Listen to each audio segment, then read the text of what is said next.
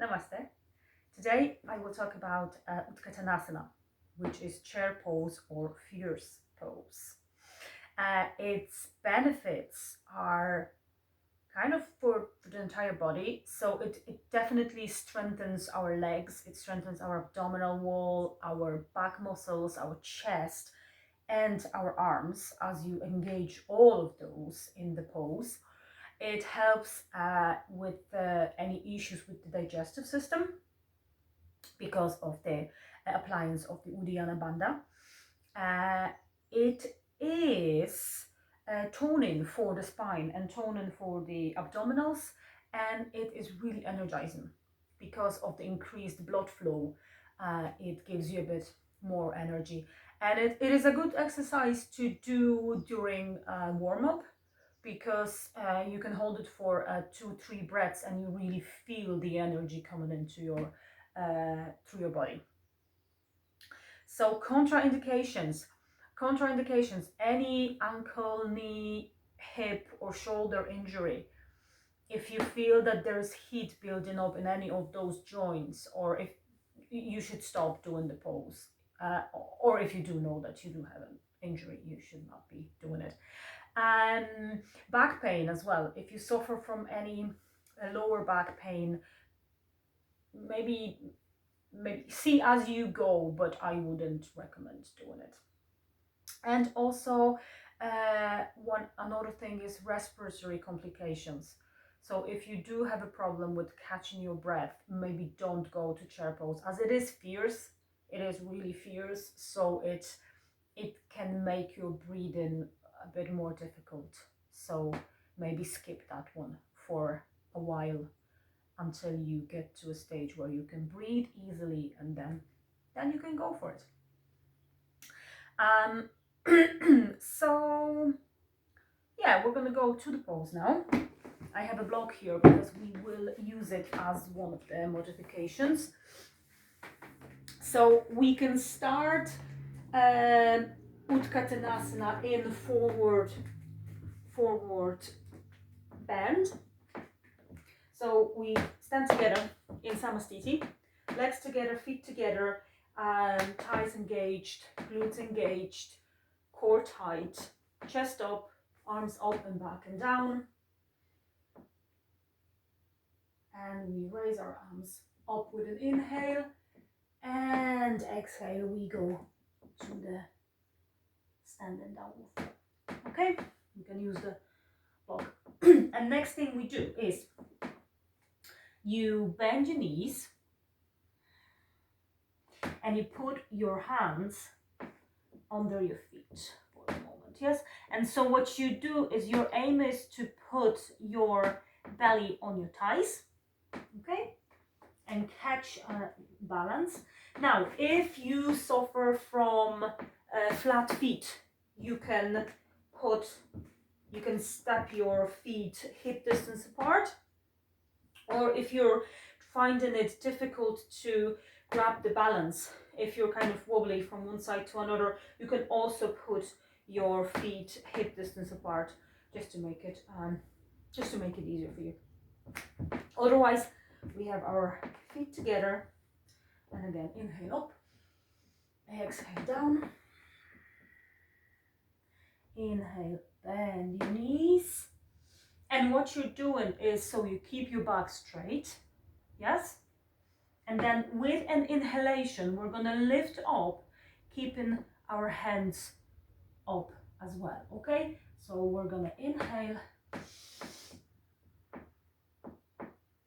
and up, okay? So you don't want, now I'm arching the back, so what you do is you do this, and then the arch is gone. Yep, so the back is straight, abs are in.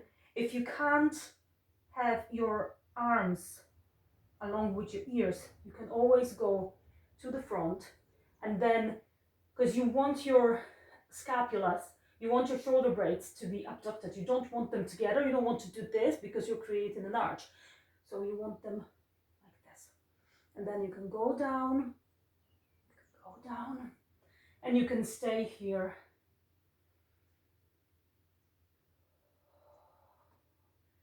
Engaging and really feeling the strength of the pose. Okay, so then inhale, come up.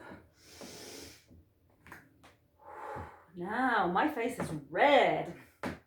Okay, so for modifications, what we can do is, so I said about the feet, you can put the feet hip width distance apart. Then you can use the block. You're using the block to engage the thighs or to engage your arms. So what you do is you put the block between the thighs, and again, then your hips, your feet are going to be hip width distance apart, and again you up and down, bend your knees, yeah, and then inhale, lift up, create the straight back, and you really engage your thighs. Okay, and inhale, come up, and then you can use the block between your arms to feel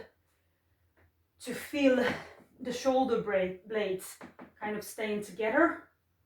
Okay, it's not staying together, sorry, abducting, so staying away from each other.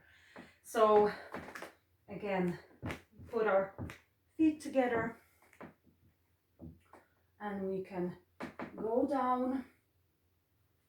We're really squeezing, oh, you can see, look, there, squeezing the block between your arms, between your hands, okay?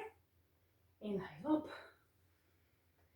Then, few more modifications. So you can, if going that deep is it's not achievable yet, or not today, you can simply not go that far. So you can, again, depending if it's if you're only if you're a beginner, or if you're intermediate or advanced, that's how you modificate your posture. So for a beginner, you can simply just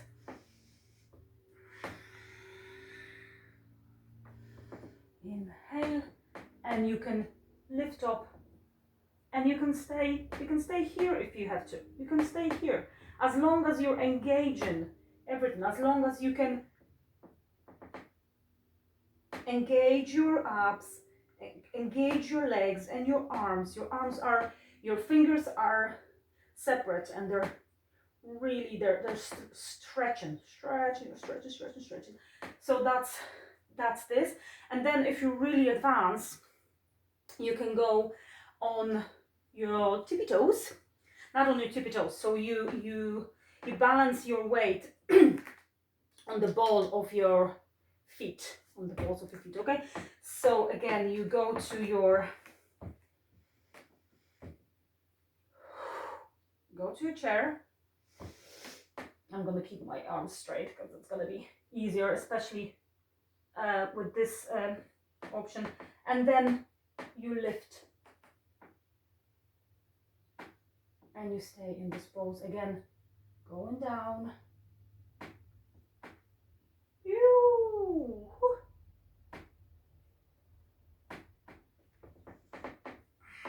And this is your contra pose. You can stay in your forward bend. Another option is to start the pose from a chair, which I do not have handy, but what you do is like this. You can use this. It's not going to be that simple, but so what you do is you sit on a chair,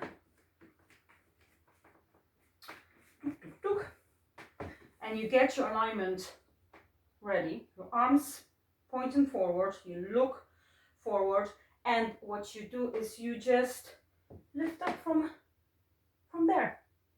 Yeah. And you stay in your pose. And inhale up. Yeah, so this can go. So the most important part is, again, to make sure you're not rounding your spine.